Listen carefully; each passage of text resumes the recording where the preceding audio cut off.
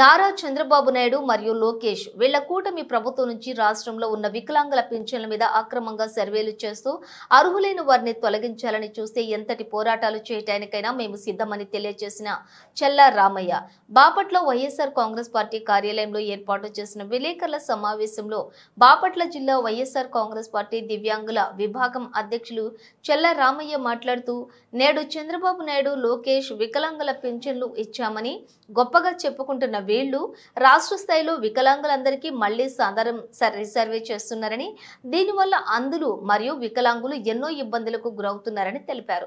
నాడు జగనన్న ప్రభుత్వంలో వికలాంగులకు ఇంటి వద్ద వాలంటీర్ల ద్వారా పింఛన్లు అందజేశారే తప్ప ఇలా ఏ సర్వేలు కూడా చేయించలేదని, అలాగే పక్క రాష్ట్రాల ప్రభుత్వాలు కూడా ఇలా చేసిన దాఖలాలు లేవని తెలియజేశారు.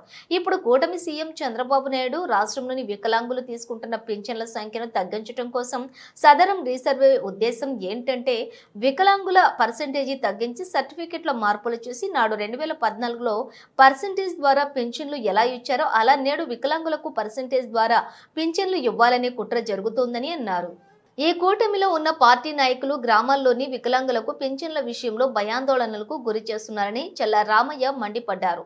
వికలాంగులు అలాగే రాష్ట్రంలోని వికలాంగులకు పింఛన్లు అందజేసే విషయంలో కూటమి ప్రభుత్వం మార్పులు చేస్తే పోరాటానికి సిద్ధమని, ఈ సమస్యను హైకోర్టు దృష్టికి తీసుకువెళ్తానని హెచ్చరించారు. ఈ కార్యక్రమంలోని దివ్యాంగుల నాయకులు మల్లెల మౌనిక, కొండముది ఆదం, తాత నాగరాజు, జిలకర ఉమా చంద్ర, అక్కల కృష్ణారెడ్డి తదితరులు పాల్గొన్నారు. ఏంటంటే ఒక వికలాంగుడు అంటే ఆ కుటుంబం పోషించుకోవాలంటే ప్రభుత్వం ఇచ్చే వికలాంగుల పింఛను. ఈ రోజు ఒక పార్టీ గారి ప్రభుత్వం ఎప్పుడు ఉండదు. గతంలో ఎంతో మంది ప్రభుత్వాలు, రాజశేఖర గారు ముఖ్యమంత్రిగా ఉన్నప్పుడు, రామారావు గారు ముఖ్యమంత్రిగా ఉన్నప్పుడు, అలాగే నిన్న జగనన్న ముఖ్యమంత్రిగా ఉన్నప్పుడు ఎక్కడ ఏ వికలాంగుడికి మళ్ళీ సర్వే జరగలేదు. అడగతున్న వికలాంగులందరూ ఆ కుటుంబాలకి రావాల్సిన పింఛను అందుతున్నాయి, సగం కుటుంబాలు బాగుంటున్నాయి. ఈ రోజు మళ్ళీ వికలాంగులను సర్వే చేపిస్తూ మీరు వికలాంగులను పెద్ద పెట్టే పరిస్థితి రాష్ట్రంలో జరిపిస్తున్నా. మీకు ఏ ఉద్దేశం ఉన్నా కూడా, వికలాంగుల మీద ఏ మానవత్వం ఉన్నా కూడా మీరు తీసుకునే వెనక్కి తీసుకోమని చెప్పి తెలియజేస్తాం. గతంలో జగనన్న ప్రభుత్వంలో వికలాంగులకు ఇంటి వద్ద పింఛను అందించారు గొప్పగా. జగనన్న ఎక్కడ కూడా ఏ సర్వే చేయించలేదు. మీరు ఇంత అర్జెంటుగా మీ ప్రభుత్వం వచ్చి 8 నెలలు అవుతుంది, ఇప్పుడు సర్వే చేయాల్సిన ఆలోచన ఏంటి? మీరు తీసుకున్న ఆలోచన చాలా ఎంతో వికలాంగుల పేరు పెట్టే ఆలోచనే తప్ప ఇంకోటి లేదనిపిస్తుంది మాకు. పక్క రాష్ట్రంలో కూడా ఎక్కడ కూడా ఏ సర్వే లేవు. ఇక్కడే ఆంధ్రప్రదేశ్లోనే ఈ సర్వేలు ఎందుకు చేస్తున్నా అని చెప్పి మేము చంద్రబాబు నాయుడు గారిని, లోకేష్ డిమాండ్ చేస్తున్న పరిస్థితి జరుగుతుంది. ఈ సర్వేలో అడగతున్న వికలాంగులని పింఛన్ ఏదైనా మీ రాజకీయ కోణంతో మీ కోట ప్రభుత్వ నాయకుల హస్తాల నుండి వికలాంగుల పింఛన్ ఏదైనా తొలగిస్తాం జరిగితే తప్పకుండా చంద్రబాబు నాయుడు గారి మీద, లోకేష్ మీద, ఈ కోట ప్రభుత్వమే పోరాటం చేస్తాం, మేము సిద్ధంగా ఉన్నామని చెప్పి మేము తెలియజేస్తున్నాము. అలాగే వికలాంగులకి ఇప్పుడు ఏదో మీరు చేసే సర్వేలో కొంతమంది ఇంటర్వ్యూలో చేసే ఒక టీము మీకు పర్సంటేజ్ ఎలా ఇచ్చారు, మీకు పర్సంటేజ్ ఎంత కాదు ఎంత ఉండాలి కదా అని చెప్పి మా వికలాంగులను అడిగే పరిస్థితి అవుతుందంట. దీంట్లో కూడా ఏదో కోణం జరుగుతుంది.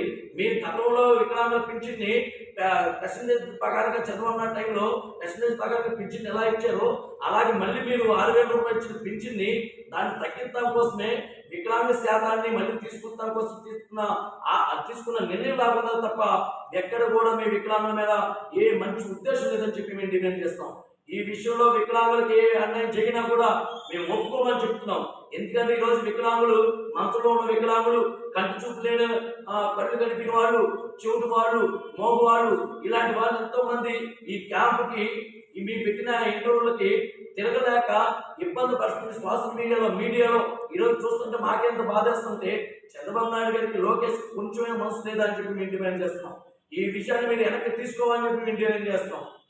ఈ విషయంలో వికలాంగులకి పింఛన్ విషయంలో ఏమైనా అన్యాయం జరిగితే తప్పకుండా మేమందరం కూడా పోరాటం చేస్తాం. అడగతున్న వికలాంగులను వెంట పెట్టుకొని మీ విషయాన్ని కావాలంటే మేము తప్పకుండా హైకోర్టు కూడా తీసుకునేలాగా, హైకోర్టు దృష్టి కూడా తీసుకెళ్లేలా కూడా మేము తీసుకెళ్తామని చెప్పి మేము డిమాండ్ చేస్తాం. వికలాంగుల ఐక్యత వద్దులాలి, వికలాంగుల ఐక్యత వద్దులాలి.